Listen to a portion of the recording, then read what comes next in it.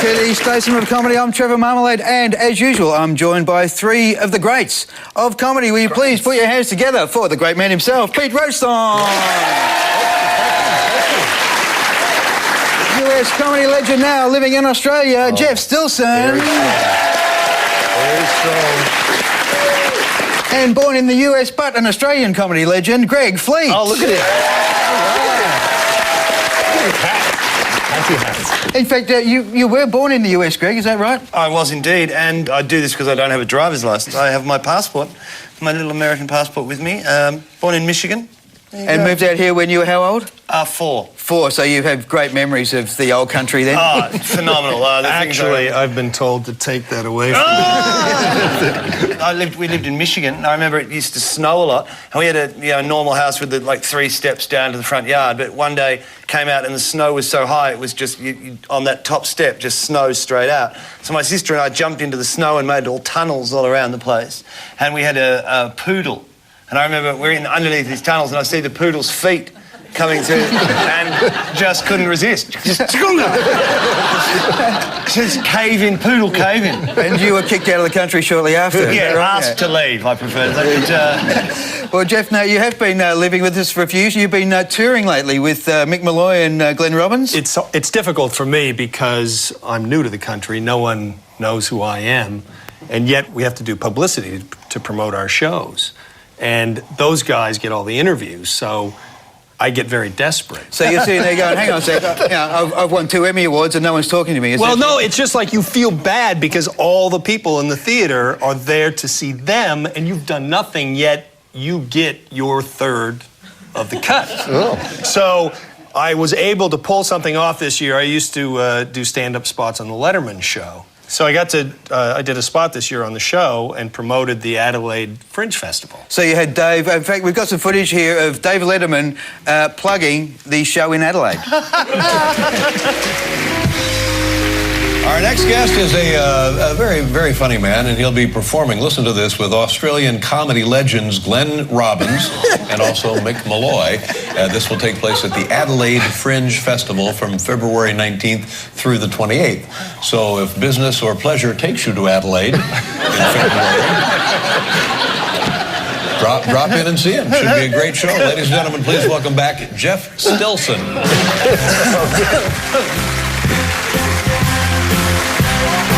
I'll even give you the Australian music for you, Jeff. Yeah. Hang on, Jeff. No, what? What's happening? This is the good part. Now, let me explain this to you. So how long had you worked on the show for? I had worked on the show for 2 years. This is my 10th spot on the show, but here's the good part. The last time I had done a show was in Darwin, right? Yeah. So I'd flown 10,000 miles to go from Darwin to New York. I get behind the stage, they introduce me, I can't find my mark, 10,000 miles just to get lost in the last 10 feet. I thought that was part of your act. No, I'm an idiot. I can't find it. I have no idea. I finally see Dave's mark, and I go, well, it's got to be around here somewhere. So it was fun to hear their names, too, out of Letterman's mouth. Yeah. I'm sure the boys got a big kick out of that. Well, now I'll be back to, interviews in the Morty Alec Leader. Hey, nothing wrong. And a fine publication it is. Now, boys, we're going to bat up some topics to talk about, and the first one is parental guidance recommended. We all have kids, and we go into it. We have high hopes for our kids, and we have high hopes for ourselves as parents. Sure. But sometimes, we find that our kids are smarter, and that we actually don't measure up. Not at all. I had an experience. I took my kids who were really keen to go to the Gold Coast, to go to the theme parks. They wanted to look up on the computer to see where we're going. So I'm there on the chair. I've got one kid on each knee, and we're having a look there. And we Googled SeaWorld, and we have a look at the dolphins splashing, and it's lovely. And we Googled Movie World, and we see Cinderella and all the rides and stuff, and it's great. Then I Googled Wet and Wild. And quickly, get off there! What are you doing, Dad? Never mind. How come we're not going to Wet and Wild? Yeah. We'll get over it. Yeah, I'm going there later when you're in bed, okay? We were behind this guy. I was with my wife and my 2 kids in the back seat. And my wife is she's a cranky driver. She's abusing this guy in front of her. And he's going, he's giving the get out. There's a bit of stuff going on, shut up. And we're sitting there going, it's awkward. And he got to see him lean down and he pressed on his DVD player and he put some full-on porn on. The kids are going, It was a great trick. What's that? It was coming through the back window. Yeah, he has a big DVD screen in the back of his car. I just went, I'll get him. Do you know where that guy lives? Well, Jeff, you've got kids. We've got 4. 4 kids. Have you found out what's causing that yet? No, we're working on that. No, I always assumed that, your kid would be like 12 before he figured out that you were a moron. But No. I remember watching a Discovery Channel nature special with my boy at that point. He's 3. And a hippopotamus appears on the screen. And I go, well, Nate, that's a hippopotamus. And then he says right back to me, that's right, Daddy. It is a hippopotamus. You're very smart.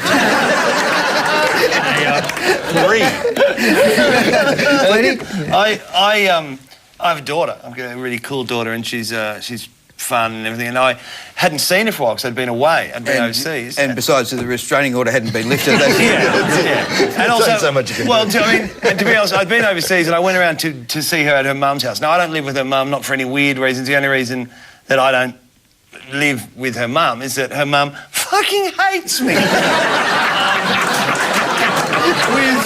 With a hatred that borders on the documentary, Yeah, but that's no reason. No, that's exactly. Yeah, the rest of us put up with it. What are you talking about? Whenever I'm around there, I expect to hear David Attenborough's voice going, "Look at the woman hate the man."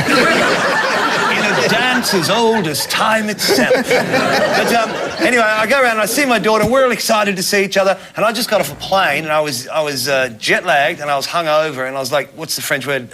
Lazy. And I see my daughter. I'm like, wow, what do you want to do? And she's excited. And she said, we could go to the park. And I went, yes, we could. Or we could go upstairs, get in bed. I could read you a story and we could just snooze it up all day. And she was like 5 at this stage. And she went, no, let's go to the park. And I went, oh, come on, it'll be great. You can get in bed, you can pick whatever story you want, I'll read it to you. And she went, I could tell you a story. And I went, excellent. And she went, we're going to the park, the end.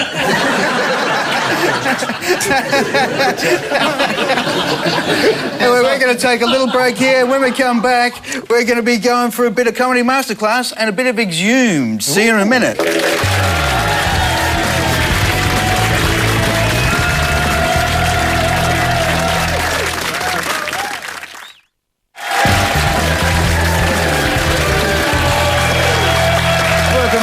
Statesmen of Comedy, and let's kick it off with Comedy Masterclass.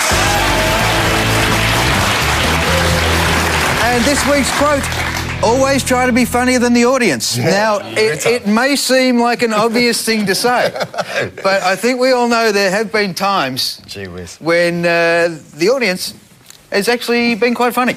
I was working at Le Joke, and there was a guy sitting smack front row, and he had massive hair, like massive 80s hair. This is like mid-80s. He was just like that guy in the audience, except like that, except black hair. And it was huge. And he had a sort of a purple satin shirt on. He's very gay. He was sitting looking at me. So I'm going, g'day, what are you, a fitter and turner? What are you, work the mechanic? So I'm making jokes, and he's being sort of a bit... to me, all night, but he's drinking hard. He was drinking Fluffy Darks, all those 80s drinks. Okay, well, the Grasshopper, thank you very much. Brandy Alexander's, the Blue Lagoon. Yeah, anything. Things that look good when they all mix together. And he's getting really off his nut. And he's fagging, and he gets up and it's on the middle of it, but he stands up, so I have to stop, and he walks out. He's sort of stuffing down, he's going through the seats. He goes down, I'm trying to get everyone's laughing, and he comes back in, he comes back, but he's all wet. He's got one side of his hair's all flat. And everyone's going, and laughing. So, and I said, sorry, just, what happened? Jesus. I fell in the urinal.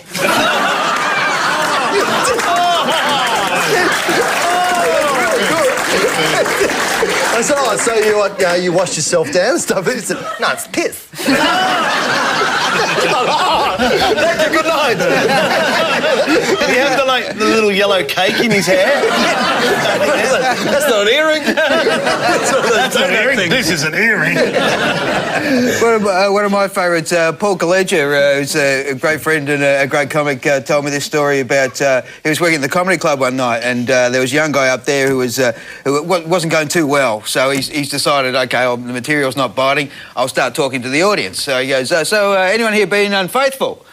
And like, no one answers, right? So like, OK, how about you? You ever been unfaithful? And he points at this guy, and the guy looks at him and said, actually, I'm watching you, but I'm actually thinking of another comedian. That's great. Oh, dear. Jeff? Well, that guy out there with the great hair. I used to work at a club called Catch a Rising Star in New York, and there was an MC who was fantastic. His name was Mike Sweeney. He's now the head writer on Conan. And he looks into the crowd. He's working the crowd one night, and he sees a guy who has hair a lot like yours. There used to be a rock star in the States called Edgar Winter. I don't know if you remember. He was Frankenstein. And he had this big white hair. So Sweeney starts going after this guy. He's going, oh, look at you. This is the late 80s, right? And Edgar Winter was a star in the 70s. Going, oh, we got an Edgar Winter wannabe. Oh, way to go. Dress up like a star from the 1970s. And there's just this moment of silence. It's all very funny. Oh, look at the guy pretending to be Edgar Winter. And the guy goes, no, I am Edgar Winter. It was Edgar Winter. It was good, and it was just like, you win. One of my favourites is this festival in New Zealand, and no, it's in England. But anyway, one of those big festivals, and we're all doing gigs. England, New Zealand. Well, they're all the same. Basically, you get the same comics there. You hang out with the same people, and they're always great fun, right? But late one night, we're all sitting around in the bar, and there was always the shows on all night. You know, early shows, late shows, and the guy running the festival comes in and goes, do you guys want to see Kirk Douglas's son doing a gig? And of course, that's exactly what I wanted. I couldn't believe it. He just read my mind, you know. But now, you guys familiar with Kirk Douglas? Does everyone here know the film Spartacus? Yes, again. Yeah. If you don't know the film Spartacus, it's very much like the film Gladiator. Like in Spartacus, it's about a guy called Spartacus. In Gladiator, it's about a guy called Gladiator. And in Spartacus, Spartacus is a gladiator, right? And he's also a Christian. He's always sticking up for the other Christians. And there's one bit in the film where this old Christian goes dragging a Roman's cart up the hill and it breaks. And at the end of the day, the Romans come into the room where all the Christians are and go, right, who broke the cart? And everyone's like, wow, an Aussie Roman. And Spartacus, to save the other guys any hassle, Spartacus just goes, it was me. And they just whip him and torture him and hurt him, and he just takes it for his people. And then later in the film, there's another bit where the Romans come into that room again and go, right, you Christians, we're going to crucify all of you unless you give us Spartacus. And it's a really moving bit of the film, right? It's actually incredibly moving. Spartacus gets up and he knows it's all over for him, and he gets up and he goes, I am Spartacus. But then his best mate gets up and he goes, no, I am Spartacus. And like a guy that didn't even know that well goes, no, I am Spartacus. And like an old lady goes, no, I am Spartacus. And like a donkey goes, no, I am Spartacus. And everyone just goes, fuck me, a talking donkey. But the whole point of telling you this was, so he says, you know, do you guys want to come and see Kirk Douglas' son do a gig? And we're like, oh, yeah, OK, so we do. We go and watch this guy. And he's not going very well, right? He's doing that thing that some comedians do where they get talking confused with humour, right? So he's just kind of going, hey, what about dogs, the way they just walk around? What is going on with that? And what about T-shirts, huh? You put on a T-shirt and you just wear it. What's that all about, you know? I mean, not that good, but like that, right? And people in the audience, they weren't being nasty to him, they were just stymied, you know, they were just like... And he cracked the shits, right? And just started abusing everyone in the audience. He says, hey, screw you guys. You know, they're all just going, what? And then he starts going, screw you, London. You know, I'm a genius. I'm a comedy genius. And they're all going, clearly. You know? And then he just takes on the whole country, right? He says, screw you, England. Do you know who I am? I am Kirk Douglas's son. And a guy in the audience, in the most inspired bit of heckling I've ever seen, stood up and went, no, I am Kirk Douglas.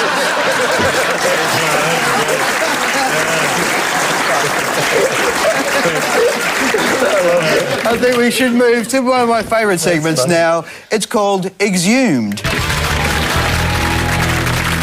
And this is the segment where we dig up some footage from the past relating to our erstwhile guests here. Can I just point out, having done this show before, this is not my favourite segment. Well, when you were here last time, Greg, we actually touched on you performing in an acting role with Nicole Kidman. Yes. And since you were last on the show, we've gone and dug it out. Oh, you did it! So you played a tough guy in Matthew and Son, who was the love interest of Nicole Kidman at the time. Yeah, I was tough, I was mean, I was pretty damn impressive. OK, well, let's just have a look at Greg Fleet and Nicole Kidman. Come on, you guys, let's get out of this hole and go and find some action. Steve is getting me home. You got the hots with that little wimp or something? No. Right, then let's go. I drink. Well, let's hope he's thirsty. Come on, you guys.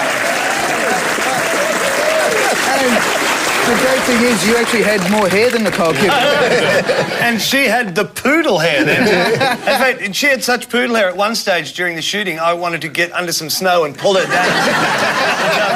But in that show, Matthew and Son, it was a pilot for a TV series that never went ahead, surprisingly. And when it got reviewed, it got slagged off. But they said, however, one thing we can say is that two of the actors, Nicole Kidman and Greg Fleet, have certainly got great careers ahead of them. And, yeah, we've just paralleled each other ever since.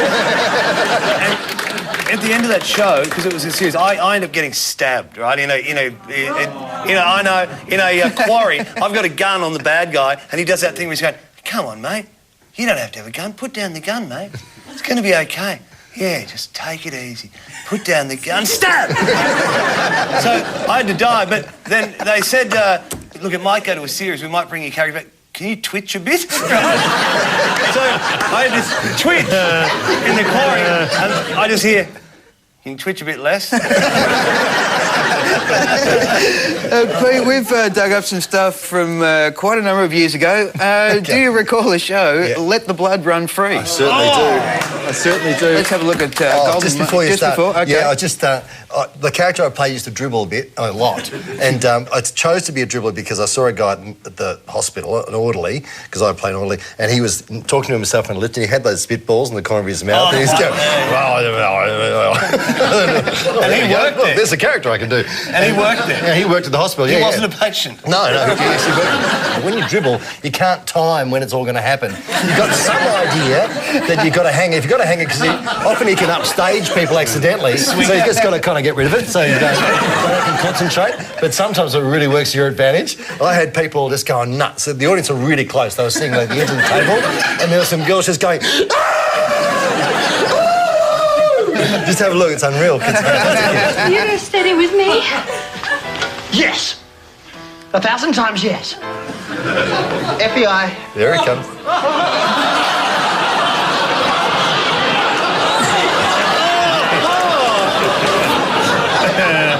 I love you. Wait.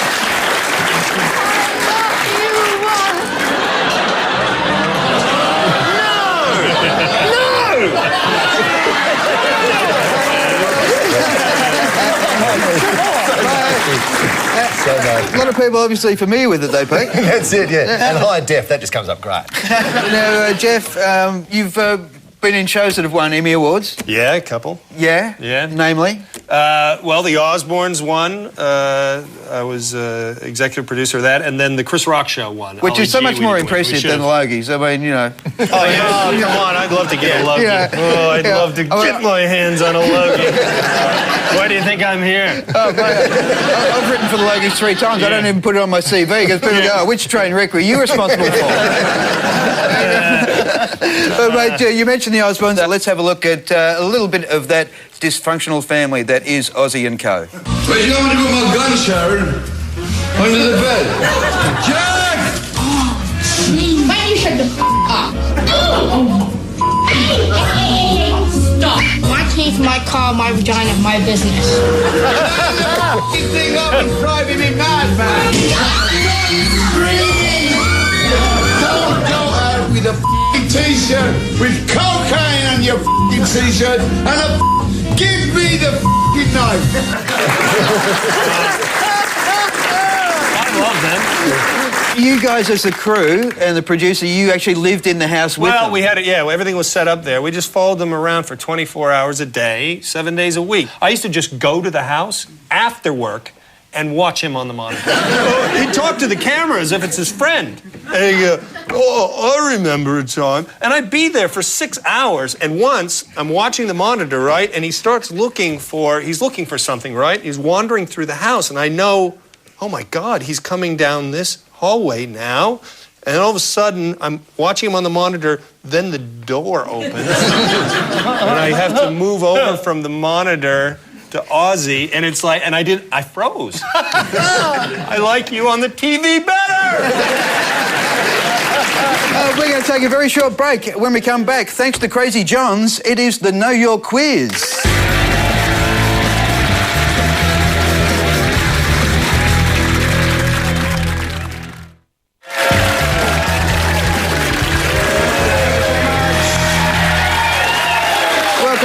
Time for the Know Your Quiz, thanks to Crazy Johns, and brought to you by Crazy Johns Flat Chat, the home of the 1 cent text message. Could they make it much cheaper than that? No. Crazier. In fact, crazier. Couldn't be crazier. Well, it couldn't be. They've quite lost it down at Crazy Johns. It was originally called Clinically Insane Johns. We changed it. Now, our quiz for this week is shorter or taller. Know your vertical celebrity. We put up a photo of a celebrity, a well-known face, and you have to tell us whether their partner is shorter or taller than they. Oh, okay. Okay, let's kick you off with an easy one. You probably know this guy. It's, of course, Tom Cruise. Is his partner shorter or taller than him? I'm going to say shorter. Oh, Jeff? Taller. Taller? Yeah. Much taller. Much taller. He still wears the lifts. He does. Let's have a look at Katie and Tom together, and yes, I think you'll find Fleety. Yes, indeed. I mean, he is taller when he stands on a couch. Yeah. But other than that, let's have a look at another heartthrob. That, of course, is Brad Pitt. Is his partner taller or shorter? I'd say shorter. You say Angelina's a bit shorter, Jeff? Yes. I'll say taller. Taller? I'm going with taller. Going with taller? I think the answer is Petey. Shorter? Oh. Yes. She's on her back and her lips are taller than him. Tall lips. Tall lips. Let's check out this guy. That's me, isn't it? That is, in fact, Usher. Is Usher's partner taller or shorter? Pete? Who's Usher's partner? I thought he married his hairdresser. Oh, well, she's taller. Tamika. Tamika, right? Her name is. Am I right? Tamika, I Yeah. think that's right, Jeff, yeah. I'm putting Tamika as taller. You got taller? Tamika, I'll say shorter, because I've never had a hairdresser taller than me. I'll say shorter because I resent hairdressers, just full stop. Well, I think you'll find once again Petey. There it is. She's taller. There she is. No, she's a bit taller than has to be Usher. a bit taller. Yeah, okay. You've got them all right. Yeah, pretty good. Imagine if you were this good at something that made a difference. Next one here, the French President Nicolas Sarkozy. What the hell is he doing? And is his wife taller or shorter? Has to be taller. Taller. Taller, yes. In the tradition of short French leaders, let's have a look. Get real. Yeah. She's not that much taller. He has to take a run up. He does. Can I walk on your feet? Can I walk on your feet? Next up, there he is, Marilyn. Marilyn. Manson in the fridge there. His girlfriend is Dita Von Teese. She's a dancer. All right. I'd say that she was shorter than him. Yeah. No, she's taller. In fact, I think you'll find Jeff and Pete, you are correct. Look at that, a fair whack taller. She can actually fit in a bar fridge. Can I just take a little bit of time out to suck a bit more at this game? Well, see if you can get this one, Greg. We'll let you go first, all right?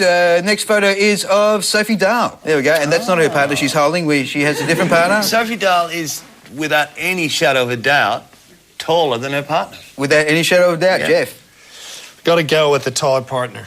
I'm going taller partner as well. Taller partner. Yeah, yeah. Okay, let's check it out. No, she was plus And I size. think you'll find that. Gee whiz. Oh, I got it right. Yeah, Fleety. That's a trick. There's no trick. She actually goes out with Doppy from Harry Potter. That's like, he's the shortest guy on earth. Which means, without a shadow of a doubt, our winner of the New York quiz, thanks to Crazy Johns tonight, is Pete Rowsthorn. Thank you. I didn't say much for the show. Hey, Pete. Come in for the comp. There we go, Pete, and you win a 1 cent text message. So congratulations there, mate. Thanks, Crazy John. Thank you very much to our panellists. Will you please put your hands together for Peter Rowsthorn, Stilson, and Greg Fleet. Thank you so much. That is all we have time for on the Statesmen of Comedy. Hopefully we'll see you next time. Good night.